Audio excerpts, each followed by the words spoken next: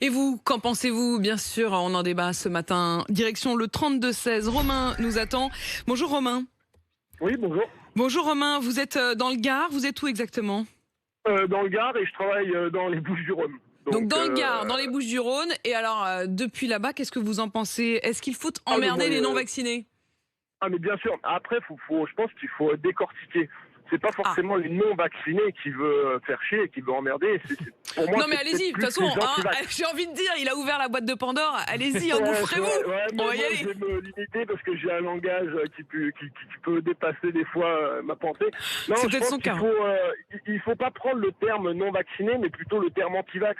Hmm. Et là-dessus, du coup, il n'y a Ouais, rien il de a un peu choquant. mélangé Et les puis, de deux. toute façon, oui, voilà, il a un peu mélangé les deux parce que concrètement, après, il y a des non-vaccinés qui peuvent pas, suite à des problèmes de santé. Il y en a d'autres parce qu'ils ont contracté le virus, donc ils sont pas encore vaccinés. J'ai l'exemple au travail. Donc je pense pas que ce soit les non-vaccinés qui veuillent emmerder, mais clairement les anti-vax. Et c'est très bien. Et Et c'est c'est très très bien, ça bien. vous choque pas du tout. Au Ah, contraire, pas vous du tout. attendiez presque ce genre de paroles.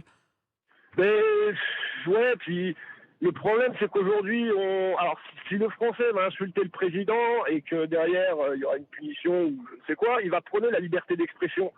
Moi, je suis le président, je vais prôner la liberté d'expression. Il a Hmm. raison, il faut les emmerder. Hmm.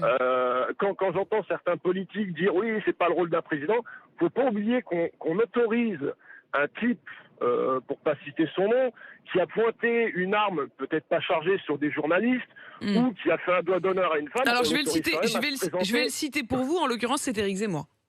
Voilà, on l'autorise quand même à se présenter au présidentiel. Et là, on est choqué parce Ouais, mais qu'un président veut dans un emmerder. sens, Romain, vous savez quoi? Ce que je trouve intéressant, c'est que au fond, vous justifiez presque le dérapage, la Je peux même brutalité pas appeler ça un la brutalité dérapage. du vocabulaire d'Emmanuel Macron. Du coup, il se met au même niveau que ce que vous décrivez d'Éric Zemmour, c'est-à-dire quelque chose qui est de l'ordre un Il y a peu de la quand même un castagne, fossé un peu. entre les deux. Hmm. Il y a quand même un fossé. Là, il veut Ouais. juste emmerder une minorité. Parce que je connais des non-vaccinés, je connais des anti-vax. Les non-vaccinés, ma femme, la première, ne voulait pas se faire vacciner parce qu'elle Ouais. estimait qu'on n'avait pas assez de recul. Et de par nos travail, on a dû se faire vacciner. Ouais. On l'a fait.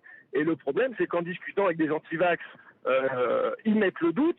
Et du Hmm. coup, c'est aussi pour ça qu'on a beaucoup de personnes qui veulent, enfin beaucoup, je Ouais. me comprends, Ouais, oui. on a quand même beaucoup de Plusieurs personnes qui millions. veulent pas se faire vacciner. Plusieurs Pourquoi? millions. Parce que certaines ne sont pas renseignées et derrière, qu'est-ce qui se passe? Si quelqu'un vient avec ses théories du complot fumeuses, c'est un peu de la Non, mais Romain, marque. Alors, cela dit, ouais, Emmanuel. là où Romain il parle d'or, c'est qu'effectivement, l'erreur d'Emmanuel Macron, c'est de considérer que la population des non-vaccinés est homogène, alors que pas du tout. Et on sent bien qu'il est toujours pareil, c'est un peu son défaut. Dans le débat intellectuel, il voudrait avoir la peau des anti-vax, effectivement, intellectuellement, parce qu'ils sont effectivement surreprésentés Mais sur les réseaux au-delà de la sociaux. Il y poignée a eu cette d'antivax, fameuse vidéo avec des quasi, des hyper complotistes qui a marqué tout le monde. Ils sont partout sur les réseaux sociaux.